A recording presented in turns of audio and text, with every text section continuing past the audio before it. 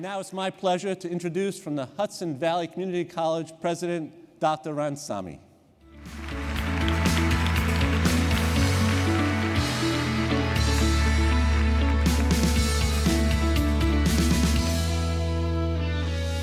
Hello. Good morning. So, my quick question to you is, who comes after Generation Alpha? Who do you think? And by now, most of you might have been on your phones looking for the answer. You see, for most of you inside of here, you have been dealing with Generation Alpha for the last 10 years. A generation that most of you might need to prepare for, a generation that is absolutely different, but a generation that's already here. A generation that we at the college have to prepare for. Many of you have known about the baby boomers, the dudes from Generation X, the bling generation, or the one that says, goat, man, you're goat. How about that generation that says, in what we say, 4 words, they say IDRC, I don't really care. See? That generation that speaks differently, born 2010 to 2024, a generation that was born in the year of the iPad, in the same year that the Instagram came out, a generation that is immersed in technology from the day that they were born, the only generation that was born in the 21st century, the entire generation. And the question for us is, what does that generation look like? A generation that spreads throughout the world from every particular point. India, in places in Africa where food may not be the dominant thing, but every kid has a phone in their hands because they could connect. They can be educated in a way that we couldn't do before. We hear about 4G going to 5G. What does that mean for us? More than 2.5 million Gen Alphas are born each week. By 2025, there are going to be about 2.5 billion of them on this earth. They will, by 2030, occupy 30% of the population. That group would be the wealthiest group on earth. A generation that's ready and to work in a way that we may not be preparing them. We all heard about 4G to 5G. 4G, what does that mean, going to 5G? How does we connect to the world? 5G says that you are connecting to about 4,000 students within 1 square kilometer. 5G means we have now immersed to about 1 million in that 1 kilometer, which means we can now provide information in such a way that these kids from every angle can receive it. They can do work, they can stretch their imagination. And the question for us is, are we preparing ourselves in our schools for that generation? That generation that's working with drones, that's working from the cloud, that's storing information. And I pull this little bill here for you. A generation who may never see this bill. Are we ready for that generation who knows life different than you do? Does your classroom look like it's ready for them? Are you teaching like a teacher? Commanding for a generation that's collaborating, for a generation that's open book. You heard before, we're still doing those closed book exams, asking students to memorize information that they could get from the touch of a button. You heard that. Why do we treat them that way, pretending that somehow or the other what we did is the correct way, how we did it? We have to be real. That is to stop pretending that somehow or the other we understand that generation. Stop pretending. Be relevant with this population.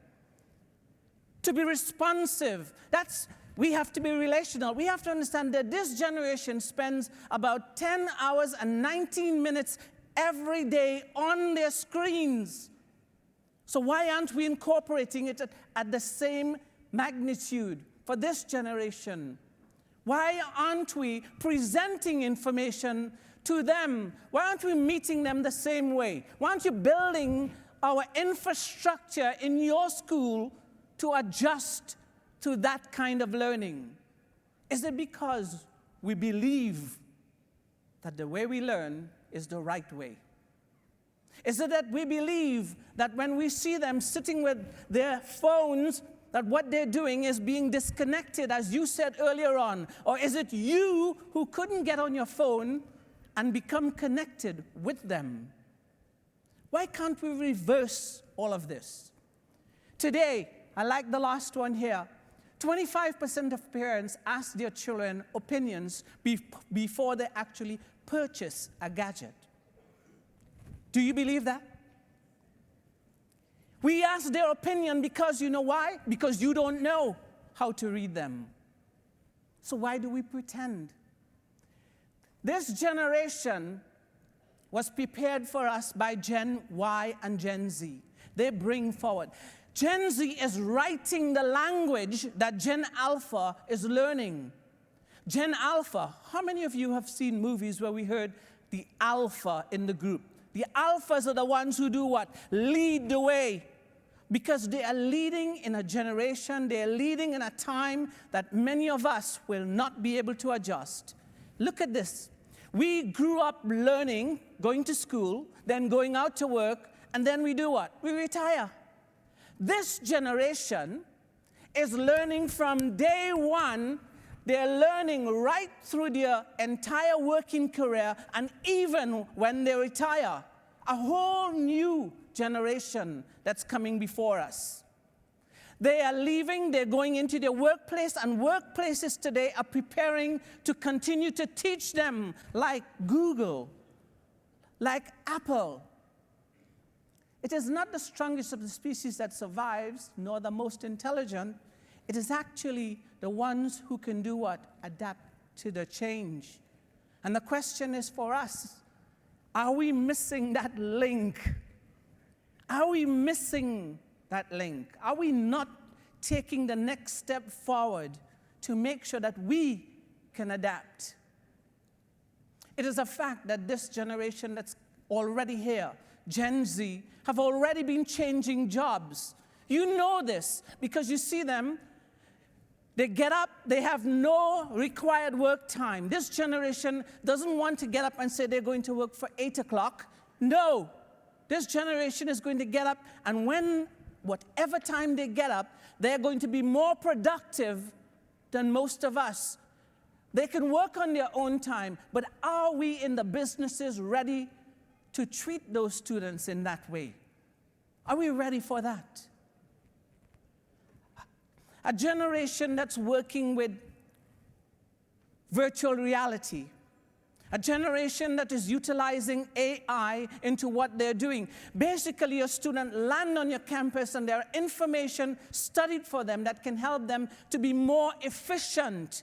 When we hear AI, it is providing the necessary information to make that one student more effective when they open their eyes in the morning. That was not given to us. So how can we change the way we work with them? These students are in the fourth revolution. These are kids who were born in the cyber times. A whole new generation that's before us. Many of what was said earlier on, we heard some of it from the various speeches. Artificial intelligence, intelligent automation, where things that has to be done in bulk is automated to work. Yes, there's going to be lots of jobs that are lost, but it's about preparing our students today so that they remain relevant. It's estimated there would be 400 to 800 million jobs in 2030 that will be gone because of automation. So if we know that, why can't we? Why do we need to be hearing this? And I know you hear it all the time. Why do we need to hear it and not take action to make something happen? You see, the infrastructure that's coming onto your campuses need already for you to have a vision that's about 20 to 30 years in advance. Now, can you see it? Can you be able to build that infrastructure in? Yes, you can. It's just a matter of doing what? Thinking future forward. I want to tell you, the very first question I asked of you was, what's the next generation after Gen Alpha? What do you think that generation is? We coined the term Generation AR for the age of robotics. That's the generation that will come from 2025 to 2034. Generation AR is the generation that will come from the alphas, a generation that's born in the age of robotics, when robotics are controlling most of what happens in automated industries. That generation would need to be educated even differently. So it is up to us to be prepared for what's to come in the future. Thank you.